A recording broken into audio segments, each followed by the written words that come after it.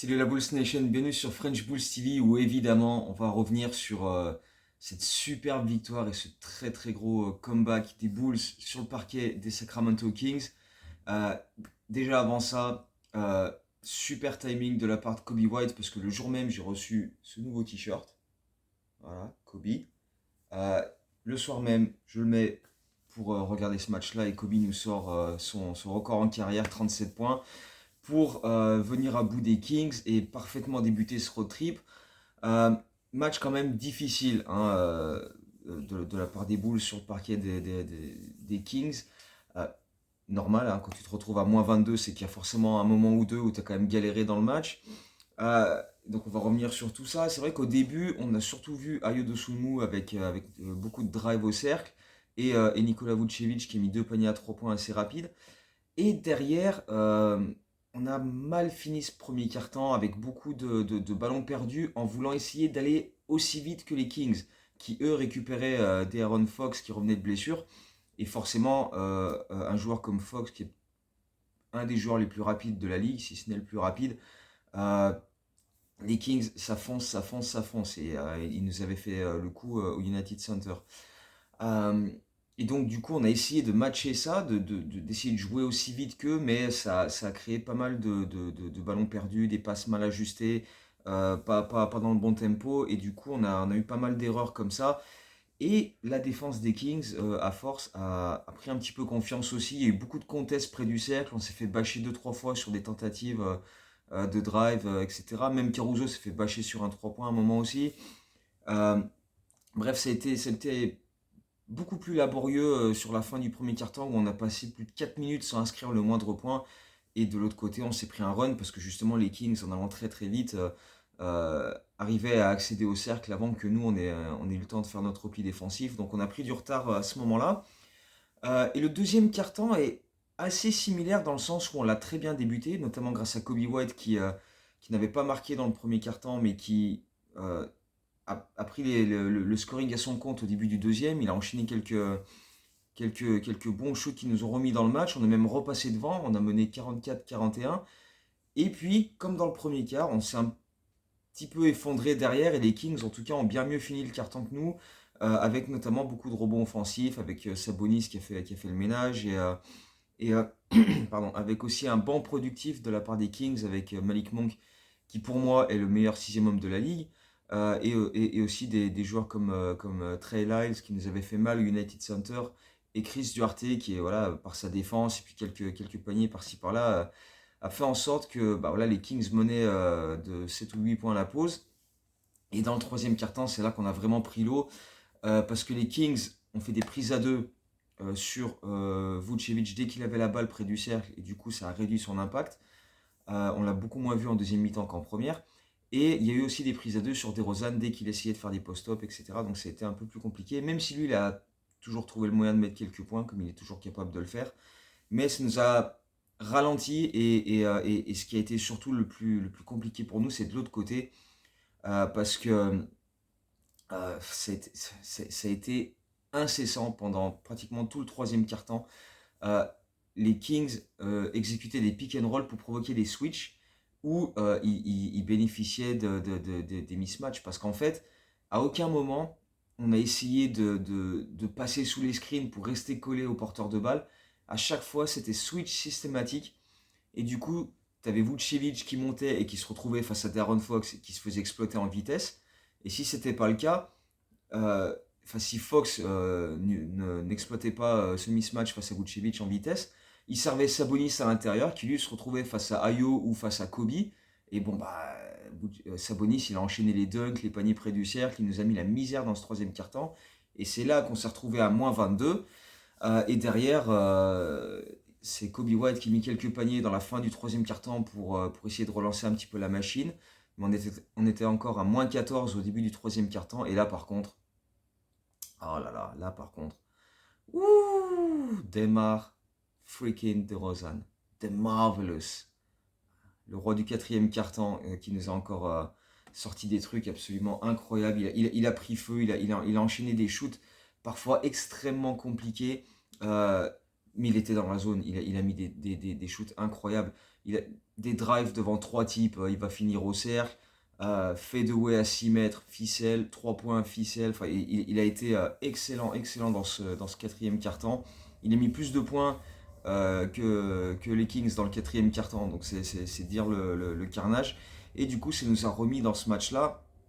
Mais un des gros tournants aussi, même si on était déjà bien revenu, on avait le momentum pour nous parce qu'on était revenu à une possession. Euh, un des gros tournants, c'est la sortie de Sabonis pour 6 fautes à 3 minutes de la fin.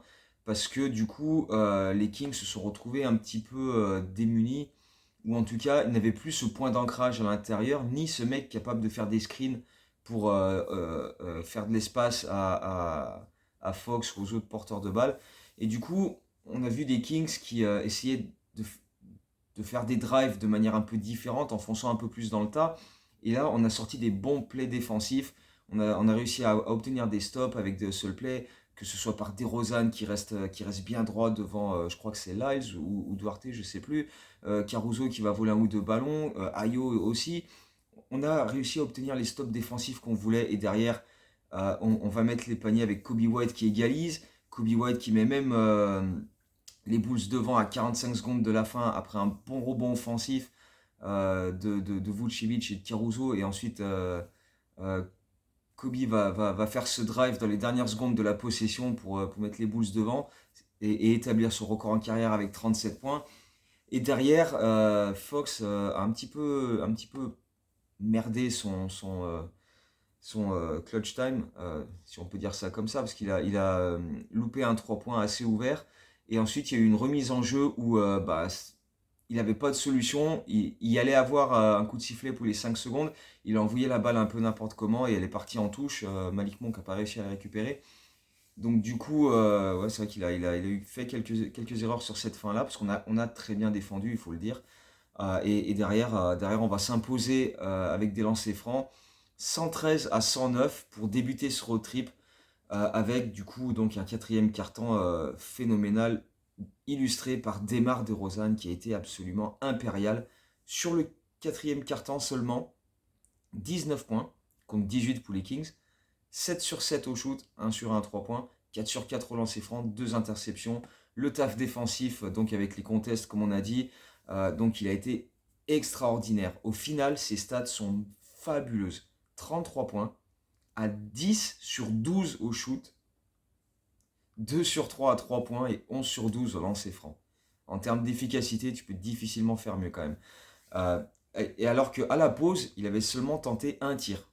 Donc en deuxième mi-temps, il est vraiment monté en puissance et dans le quatrième quart-temps, c'était l'explosion. Il a été extraordinaire parce qu'en plus, il fait 7 sur 7 au shoot, sur des shoots, mais d'une difficulté incroyable la plupart.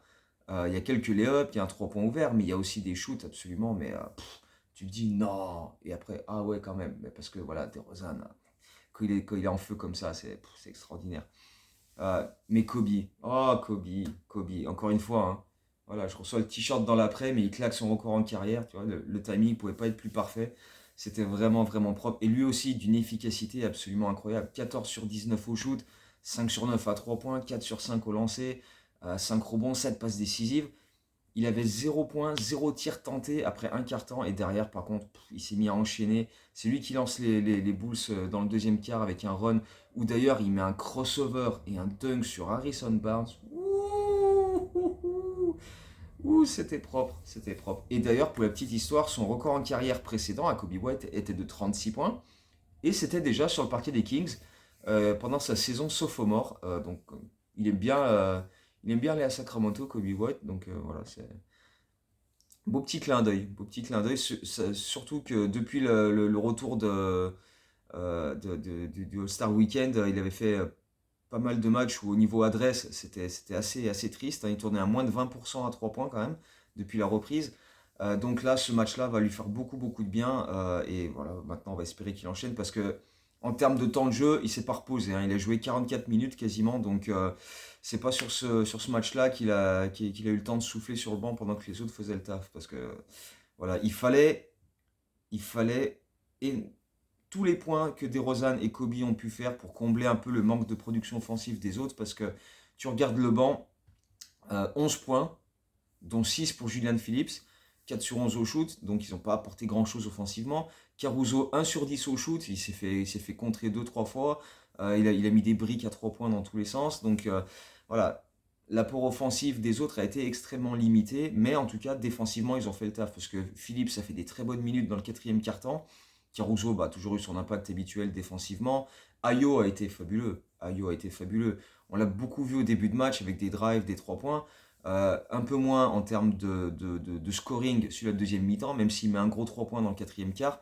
Mais voilà, défensivement, il est encore là aussi. 20 points à 9 sur 15, 5 passes décisives. Et un taf défensif monstrueux pour s'imposer physiquement, essayer de freiner Fox le mieux possible. Donc voilà, il a été encore une fois extrêmement, extrêmement précieux. Et au final, du coup, c'est un des plus gros comebacks de l'histoire des Bulls. Revenir de 22 points, c'est pas arrivé non plus énormément de fois. Le record pour les Bulls, c'est moins 25. Rattraper 25 points de retard pour ensuite s'imposer. Ils l'ont fait 2 fois dans leur histoire. Et le pire, c'est que ce comeback de 22 points, c'est même pas notre plus gros comeback de la saison. Parce qu'on s'en rappelle peut-être pas, mais il y a un mois pile, face à Minnesota, on a rattrapé 23 points de retard pour s'imposer en prolongation, voire même en double, non, double, une ou deux prolongations ce soir-là, une seule je crois. Mais comme 2 jours après, il y a eu la deadline et que ça a fait que hurler sur le fait qu'il n'y a pas eu de move, etc., on a un peu oublié ce comeback incroyable et improbable contre les Wolves quand même, qui sont quand même pas n'importe quelle équipe cette saison. Donc voilà, on a réalisé des comebacks assez dingues. Dernièrement, parce qu'il y a aussi Miami au mois de novembre, où on perdait de 21 points et au final on s'impose en prolongation dans ce match-là aussi. Si on remonte même la saison dernière, le play-in à Toronto, on est mené de 19 points et on va gagner ce match-là pour ensuite aller jouer l'autre match du play-in à Miami, que celui-ci on perd par contre. Mais voilà, donc, et du coup, ça m'a inspiré pour rajouter une section sur le site. Alors, je mets toujours dans la description de la vidéo un lien vers le site où il y a plein de stats diverses et variées. Mais voilà, j'ai rajouté la liste. Il y a à peu près 48 les 48 plus gros comebacks. En gros, de moins 25 à moins 17, il me semble, tous les matchs où on a rattrapé au moins 17 points de retard pour ensuite gagner ce match-là. Voire même plus, je sais plus. Mais en tout cas, voilà, il y a plus de 45 matchs qui sont listés où on a rattrapé au moins 17 points pour ensuite s'imposer, que ce soit en play-in, en play-off, en saison régulière. Il y a même, il y a même dans cette liste le tout premier match que j'ai fait au United Center, c'était au mois d'avril 2013, mon premier voyage à Chicago, match au United Center contre les Knicks, euh, où on est mené de 17 points très rapidement dans le premier quart-temps. Et derrière, on revient grâce à Nate Robinson qui met 35 points en sortie de banc. Et on s'impose en prolongation sur ce match-là, alors que Carmelo Anthony nous cartonnait dans les premières minutes. Mais voilà, donc c'était un souvenir sympa. Et puis voilà, sur le site, évidemment, bon, il y en a pas mal d'entre vous qui ont l'habitude d'y aller. Il y a énormément d'autres pages avec plein d'infos, plein de stats. Il y a les plus larges victoires de l'histoire de la franchise. Il y a les records au point, au rebond sur un match, etc. Il y a les classements qui sont mis à jour régulièrement avec les points, les rebonds, les passes, etc. Ça permet de signaler que DeMar DeRozan est devenu, dans ce match-là face aux Kings, le 23e meilleur scoreur de l'histoire des Bulls. Il a dépassé Taj Gibson. Et il est également rentré dans le top 25 aux passes décisives. Donc voilà, voilà, il y a ce genre de petites stats comme ça. Et Kobe White qui se rapproche aussi du top 3 aux 3 points inscrits sous le maillot des Bulls. C'est pas mal aussi. Mais bref, voilà, il y a plein d'infos sur ce site.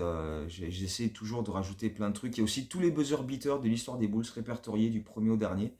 Les deux derniers de DeRozan dans sa première saison chez nous. Ayo aussi, je crois que c'est lui qui a mis le dernier, c'est Ayo à Atlanta la saison dernière. Et le tout premier, je crois que c'était Bob Love ou Jerry Sloan au tout début dans les années 60. Bref, ils sont tous listés aussi. Donc voilà, il y a plein de stats divers et variés. Il y a des bios, il y a un article sur chaque saison, sur les 50 premières saisons de l'histoire des Bulls. Enfin, plein de choses sur le site. Mais bref, revenons à l'actu. Du coup, on a super bien débuté ce road trip. Euh, on pouvait difficilement débuter de meilleure manière parce que voilà, quand tu fais des comebacks, ça ramène de la confiance, sachant que tu venais de te prendre des peignets face aux Bucks et que tu avais perdu face à Détroit la semaine dernière. Donc Là, ça rebooste un peu tout le monde. Et là, du coup, on va enchaîner avec un back-to-back ce soir à Utah et demain à Golden State. Donc, pas simple, même si il y a quand même moyen, parce que c'est pas le Utah de l'année dernière enfin, si, c'est un peu le Utah de l'année dernière, parce qu'ils n'ont pas non plus euh, une équipe de dingue. Et Golden State, bah, c'est un coup oui, un coup non. Ils ont pris une crevée incroyable contre Boston il y a quelques jours, là, de plus de 50 points. Donc, voilà, on va voir sur quel Warriors on va tomber sur ce match-là jeudi soir.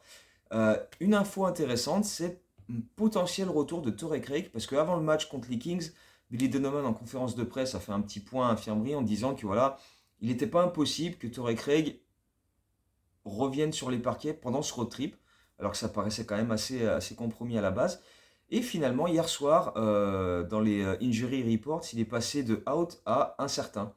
Donc du coup, peut-être que, voilà, peut-être pas dès ce soir contre Utah, mais parce que peut-être qu'ils veulent pas lui faire jouer un back-to-back dès son retour, mais peut-être qu'à Golden State jeudi soir, on aura Torrey Craig de retour. Ça fera toujours une arme en plus et ça fera plaisir de le revoir parce que voilà, il apporte énormément de choses. Même quand il est pas en mesure de jouer, il est sur le banc, il donne des conseils, il donne de la voix, il encourage, un peu comme Caruso quand il est sur le banc, etc. Comme un peu tout le monde, sauf Zach LaVine qui alors lui, par contre, on ne sait pas où il est. Il est disparu. Depuis qu'il s'est fait opérer, il n'est pas là. On ne sait pas. Donc, est-ce qu'il est en rééducation quelque part ou quoi? Mais en tout cas,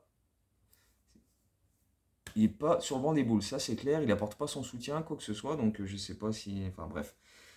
Je ne sais pas. Honnêtement, je ne sais pas. J'ai pas envie de m'éterniser plus que ça là-dessus. Euh, Autre absence qui semble confirmée pour le match de ce soir contre Utah, Lauri Markkanen devrait manquer ce match côté Utah, ainsi que Walker Kessler, l'intérieur qui contre un petit peu tout ce qui passe. Donc si tu as ces deux gars-là absents côté Jazz, il faut en profiter, il faut les poutrer à l'intérieur. Là, il faut du gros Vucevic, il faut du Drummond, faut les mettre des points à l'intérieur, il faut aller chercher ces 10 victoires à Utah, parce que mine de rien, ils sont prenables largement. Euh, Tout dépend de nous comment on va se pointer à ce match-là, mais ils sont prenables. Il faudra un banc plus productif que ce qu'on a vu face aux Kings quand même, parce qu'on ne peut pas compter chaque soir sur DeMar DeRozan et Kobe qui mettent 70 points à pratiquement 75% au shoot pour qu'on s'impose, quoi. Il va falloir que les autres s'y mettent aussi. Donc on va suivre ça, on va espérer allez, peut-être même 2 victoires, ça dépend, parce que franchement, Utah Golden State, là, ça fait pas si peur que ça, en fait. Si tu regardes sur la dynamique actuelle, etc., les blessures, tu te dis c'est prenable, c'est prenable. Donc on va euh, y aller avec un peu d'optimisme, et puis se dire que voilà, on peut faire en sorte que ce road trip, finalement, devienne plus qu'intéressant, quoi, et apporte quelque chose pour la suite de la saison. Donc on va suivre ça. Il y aura les live tweets pour les 2 soirs, parce que je suis là, tranquille, je bosse pas. Alors c'est des horaires un peu bâtards, hein, c'est normal, c'est la côte ouest. Le match contre Utah cette nuit est à 3h et le match contre Golden State demain sera à 4h. Mais voilà, je serai là, live tweet, donc si vous êtes sur Twitter, vous venez dire coucou. Et puis de toute façon, après, il y aura une vidéo pour revenir sur ce back-to-back en détail, en espérant de bonnes victoires. Donc d'ici là, ben, portez-vous bien et à très bientôt. Ciao, go Bulls.